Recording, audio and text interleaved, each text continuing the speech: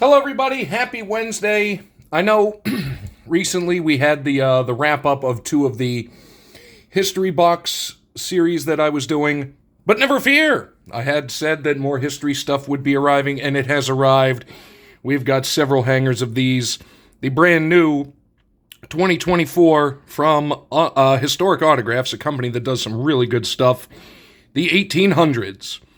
Historic Autograph and Card Company, the leader in historically based trading cards, presents Historic Autographs 2024, the 1800s, featuring important and interesting people of the 19th century. This beautifully designed set includes a short history of each person, authentic relics, signatures, and pieces that were actually touched by the person shown on the card, not period items. I like that. We have 4 3-card packs. Excuse me, and 1 bonus 2-card Christmas packs. You can see there that is a cut signature of Orville Wright. But let's just look at the back. Approximate odds per pack of finding. Cut signature cards 1 in 40. Christmas Optichrome 1 in 12. Fabric Relics 1 in 28. Document touched card 1 in 9. There's 1 hit per box, so 1 of these. Cut autograph highlights Thomas Nast, DeWitt Clinton. He's a New York guy. Oliver Wendell Holmes. Mo Howard. Mo Howard. First name only. That's all you need. Henry Wadsworth Longfellow. Admiral George Dewey. Branch Rickey. William Boss Tweed. And Orville Wright. This is going to be fun. And I've got several boxes of this. And I cannot wait. We're getting into box 1 right now. Oh, history goodness. Ooh, interesting looking packs. Let us... Okay, we've got all of that out of there. Yes, there's a little Christmas design in there. We're going to set that there just for our odds. Here is our bonus 2-card Christmas pack. So we will get into the first of the 4 3-card packs. And I cannot wait to see this. I think this stuff I actually pre-ordered and it just got delivered a few days ago. So very, very new to the market. I haven't seen it yet. So in we go. What did I do? Oh, yeah. Okay. We'll figure it out. We'll figure it out. We'll figure it out. We'll figure it out. Logistics. Thy name be Zach. Let's get in. Look very nice. They look very nice. William Henry Johnson, Zip the Pinhead. This is actually somebody I have heard of. There was a a comic based off it. 1857 to 1926, also known as Zip the Pinhead, became a famous sideshow performer due to his strange appearance. Born in New Jersey to former slaves, as he grew, his head stayed small while his jaw and body developed normally. He may have been microcephalic. I'm not sure what that is. I don't think. Zip was known for his showmanship and often participated in acts and routines that highlighted his unique features. His fame reflected the fascination with human oddities during the late 19th and early 20th centuries. In Barnum's show, he was billed as a missing link, eventually known as Zip the Pinhead, the What Is It, or the Man Monkey. In 1860, the Prince of Wales visited him, and his photo was taken by Civil War photographer Matthew Brady. At the end of his career, Zip performed in Coney Island. On one Sunday afternoon in 1925, Zip heard a little girl cry for help and swam out in the ocean to rescue her. Okay, see, this is what I was talking about. Johnson was part of the inspiration for Bill Griffith's comic character, Zippy the Pinhead. Now, this looks... Again, my lighting is awful, but I think up here there's 14 of 25, so we're going to put a pin in that for the moment. And actually, we will just get right in. Charles Goodyear, vulcanization. That's what we're talking about. Now, what is this? Okay, so print run, $2.99. So was that out of 25? I think it is, because it's kind of speckled. All right. Charles Goodyear, 1800 to 1860, discovered vulcanization, a process that transforms rubber, making it less sticky and more durable, elastic, and resistant to heat and cold, by adding sulfur and subjecting it to heat and pressure. He discovered vulcanization after he accidentally dropped sulfur-mixed India rubber on a hot stove. Well, I mean, I do that all the time, but I never once discovered vulcanization. I digress. Vulcanization revolutionized the commercial use of rubber, becoming essential to the manufacture of tires, footwear, industrial goods, and much more. Goodyear received his first patent in 1844. for inventing a chemical process to create and manufacture pliable, waterproof, movable rubber, but legal challenges persisted. He traveled to England after his patents were displayed at the 1851 International Exhibit, but establishing factories there proved unsuccessful. In 1898, Frank Sieberling founded the Goodyear Tire and Rubber Company, named in tribute to Charles Goodyear. In 1976, he was inducted into the National Inventors Hall of Fame. This stuff is amazing. I hope you're settled in, because we are going to take a look at everything. And we have some sort of gold. What is this? Hey, James Naismith. Shout out Canada, because I believe he is Canadian. Invented basketball. Yep, another print run, $2.99. Invented basketball in 1891 as a way to keep his rowdy students and track athletes in shape during the winter. James Naismith was a physical educator, physician, Christian chaplain, and sports coach. The game he called basketball had 13 basic rules, used a soccer ball and peach baskets as goals. We've all seen those old pictures. The first game was played in December of 1891. Naismith would go on to start the basketball program at the University of Kansas. He wrote the original basketball rulebook and lived to see basketball adopted as an Olympic sport in 1936. That's really cool. And the inaugural NCAA tournament in 1939, the Naismith Memorial Basketball Hall of Fame, was named in his honor. That's really cool. Excuse me. That's really cool when you can actually be around to see that. That was pack number 1. I cannot wait for the rest of this. We'll just keep it down here and we will flip. We've got DeWitt Clinton, the Erie Canal. Like I say, he is a name very well known up here. Another $2.99. So it looks like the base cards are the $2.99 or print run of $2.99. That's good to know. 1769 to 1828 was an American politician and naturalist known for his role in the construction of the Erie Canal, a monumental project that transformed transportation, that's a weird sentence, and trade in the United States. Clinton was a Democratic Republican. He served in the New York State Legislature as a U.S. Senator and as the mayor of New York City and the 6th governor of New York.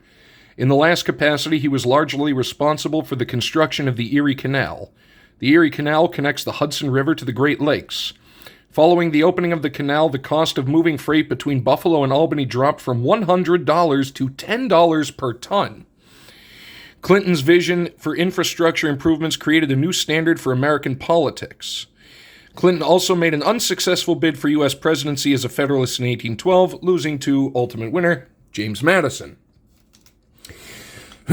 Yeah, the Erie Canal, there's all kinds of stuff. Probably 5 minutes from my house, one of the canal locks is right there. And actually, we went and got to see people locking through it. It was really cool.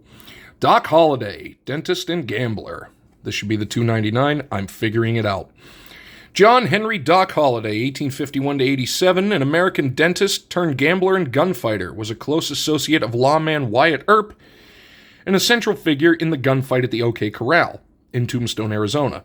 Despite popular myths suggesting he killed numerous men, modern research suggests that Holliday likely only killed 1 to 3 individuals. Interesting. His colorful life has been depicted in books and portrayed by actors in movies and TV series. At age 20, Holliday earned a dentistry degree from the Pennsylvania College of Dental Surgery and began his practice in Atlanta. Diagnosed with tuberculosis, he moved to the American Southwest to recover and became a gambler. I guess these things go hand in hand. During a saloon confrontation in Dodge City, Kansas, he saved Wyatt Earp's life, leading to their friendship. When Earp set off for Tombstone and the Silver Boom, Holliday followed. When the Cochise County Cowboys, cattle rustlers, and horse thieves that included 2 sets of brothers, Clantons and McLaurys, threatened the peace in Tombstone, Police Chief Virgin Earp, Wyatt's brother, deputized Holliday, who participated in the famous 1881 shootout between the Cowboys and the lawmen, including 3 Earp brothers and Doc Holliday, at the OK Corral. When it was over, approximately 30 gunshots later, the Clantons were all dead and 2 Earp brothers were wounded. One of the most famous things in American Western history. All right, we have us another numbered. I love the numbered. And it is William Boss Tweed of Tammany Hall. And this is 6 out of 25. Graphic here, hopefully, if I actually figure out what this is. William McGear Boss Tweed, 1823 to 78, was the notoriously corrupt boss of Tammany Hall in New York City during the 19th century. He was the leader of the New York Democratic Party. He was the third largest landowner in New York City, a director of the Erie Railroad, and the 10th National Bank. Tweed became an alderman, a congressman, and the Grand Sachem of Tammany Hall. Tweed hired his friends, bribed his rivals, accepted outrageous kickbacks, and supported self-serving legislation, aka business as always. In 1877, Tweed was convicted of stealing more than $25 million from New York City. He fled to Europe, but was apprehended when the police recognized him from one of Thomas Nast's cartoons. Thomas Nast is in this set, by the way. Tweed was sent to prison for embezzling $25 to $50 million from the city of New York. He died in Ludlow Street Jail in 1878. So, like I say, politics and business as usual. So we've got our numbered, both of these numbered out of 25. These with a print run of $2.99. We're rolling. I hope you're enjoying this because I absolutely am. Nothing there. Okay, well, we've got, a shorter one. We've got a print run of 99. So that's going to go there. We got all kinds of stuff. As you can see, print run of 99. And it is Billy the Kid. Killed 21 men, died at 21. That's a good record. Henry Billy the Kid McCarthy, a.k.a. William H. Bonney, 1859 to 81, is alleged to have killed 21 men before he was killed at 21. Born in New York and moved west with his mother after his brother after his father's death, eventually settling in New Mexico when his mother remarried. Then his mother died of tuberculosis and his stepfather abandoned him. Billy's outlaw days started shortly thereafter. His early arrests were for stealing food and robbing a Chinese laundry. The Kid went on to cattle rustling and killed a blacksmith, a sheriff, 2 deputies, and more. Governor Wallace put a $500 bounty on his head, and the Kid was captured and sentenced to hang until he was dead.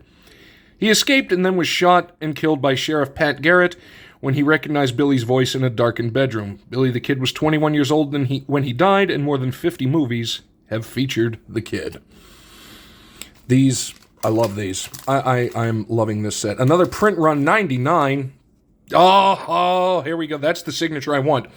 The Birth of Moe Howard of the Three Stooges. Let's go, Moe. Print run of 99. Excuse me. The Birth of Moses Moe Harry Horowitz in 1897 brought into the world Moe Howard, the leader and disciplinarian of the Three Stooges comedy troupe, known for his iconic bowl haircut and slapstick humor. I love him. I love the Three Stooges. Moe, with brothers Curly and Shemp and Larry Fine, not a brother, formed the core of the comedy act that ran from the 1920s to 70s. Moe's on-screen persona was stern, short-tempered, and authoritarian. He often disciplined his bumbling companion stooges with the iconic eye pokes, slaps, and catchphrases. That's what we're talking about. He delivered a rapid-fire dialogue, executed slapstick routines, and engaged in humorous banter with his fellow stooges. The Stooges had a unique style characterized by wild antics, exaggerated expressions, and comedic violence. Their routines often involved playful roughhousing, sight gags, and absurd situations that delighted audiences with their comedic timing and antics. The Three Stooges continue to have a devoted fan base and remain beloved for their timeless comedy. And fun fact about Moe Howard. He was the first man to parody Adolf Hitler in film, because the Stooges did a series of shorts. I believe the first was You Nasty Spy. It was released, I think, 6 months before Charlie Chaplin did The Great Dictator. Fun fact for you there. And our final one in pack number 3, we're going to flip her over. We've got DeWitt Clinton, who we saw before, and a print run of $2.99. I think we had him in that same one. Yes, DeWitt Clinton, print run of $2.99. That saves a little bit of my voice because we read about him not that long ago. Speaking of which, be right back. Pardon me, needed a beverage. Pack number 4, and then we get into the Christmas pack.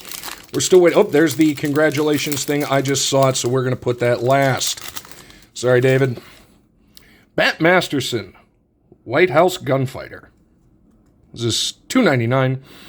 Bartholomew William Barclay Bat Masterson, that's a name, 1853 to 1921, was a frontier lawman, gambler, and sports writer known for his involvement in gunfights in the American West and his colorful life as a frontier figure. Born in Quebec, did not know that, He lived a life of adventure as a buffalo hunter, scout, and soldier in the Indian Wars. He gained fame as a gunfighter and served as a sheriff in Dodge City, Kansas. His involvement in several notable shootouts became part of Wild West lore. By the mid-1800s, Masterson had settled in Denver, Colorado, and established himself as a sporting man, or more properly, a gambler. Makes sense. A boxing aficionado, Masterson attended almost every significant boxing match and title fight in the United States beginning in the 1880s and became an authority on the sport. In 1902, he moved to New York City, where he spent the rest of his life as a reporter and columnist for the Morning Telegraph. His column covered mainly sports, crime, war, and politics. Masterson was one of the White House gunfighters, appointed as a U.S. Marshal by President Theodore Roosevelt, and died of a heart attack at his desk, having written his last article for the Telegraph. What a fascinating life. I did not know much about him. There we go. General Tom Thumb, P.T. Barnum's biggest star. This is one I think we are all familiar with. We've got a 99, so a short print. 1838 to 83, Charles Sherwood Stratton, also known as General Tom Thumb, gained fame as a celebrated dwarf performer in the circus of P.T. Barnum. Stratton grew normally for his first 6 months, but then only grew 15 more inches for the rest of his life, stopping at about 36 inches tall.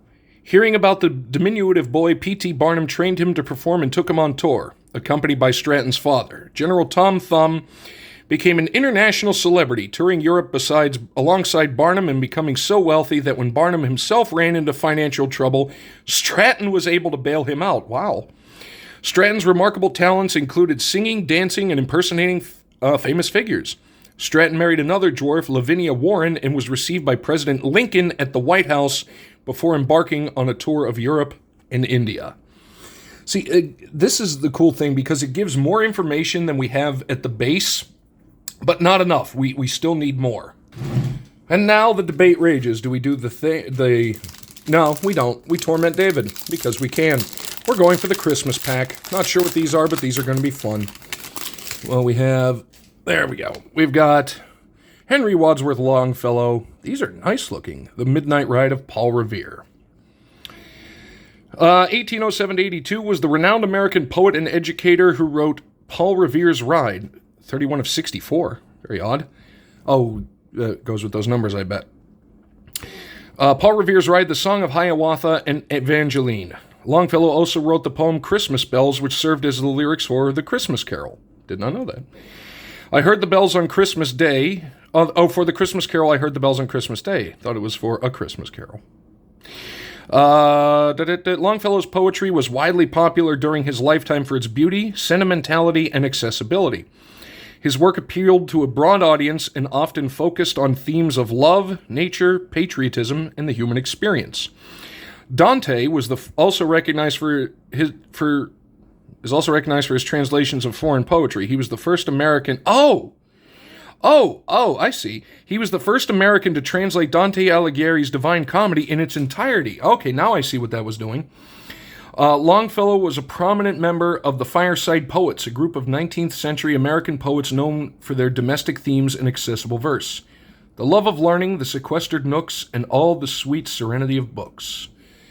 Henry Wadsworth Longfellow. Actually, he's quite beautiful and quite poetic. We got there.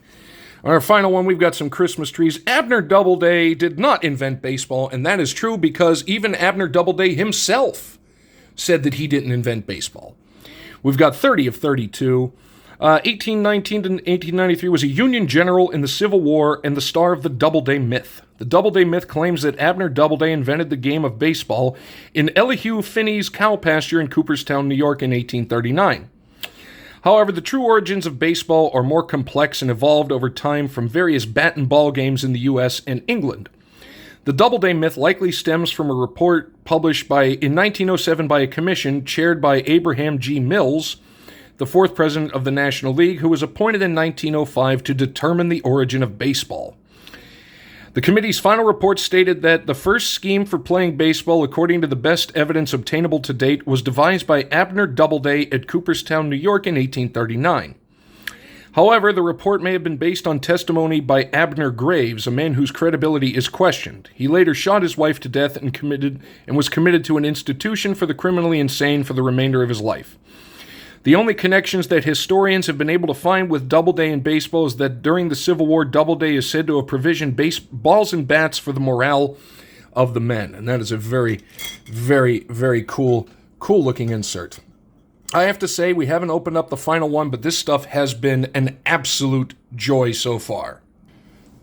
And now, the final one. We've got it. It's a thick boy. We're going to get the blocker in there. There we go. This stuff has been amazingly fun. I love it. And I've got 3 more of them. All right, here we go. Okay, 1800s. All right, what are we looking for? I don't care. Something cut, something touched. I don't care. Teddy Roosevelt. Hey, guys, I think it's Teddy Roosevelt. Come on. What be you? What be you? What be you? What be you? What be you? What in the world is it? A fabric relic. Looks like deer skin. Oh, please tell me. Oh, look at the... Hey, look at... Let's go. Received an HA 2024 Teddy Roosevelt zebra pelt relic. So I was right. It was an animal. I just thought it was deer. It's a... Well, Jesus, there's zebras right there. A zebra pelt. Former President Teddy Roosevelt led the Smithsonian Roosevelt African expedition to Africa from 1909 to 1911. He collected more than 11,000 animal specimens, including plants, bugs, and 29 zebras, for the National Museum of Natural History. This is an authentic piece of zebra pelt, origin unknown, print run 145. So, not only is this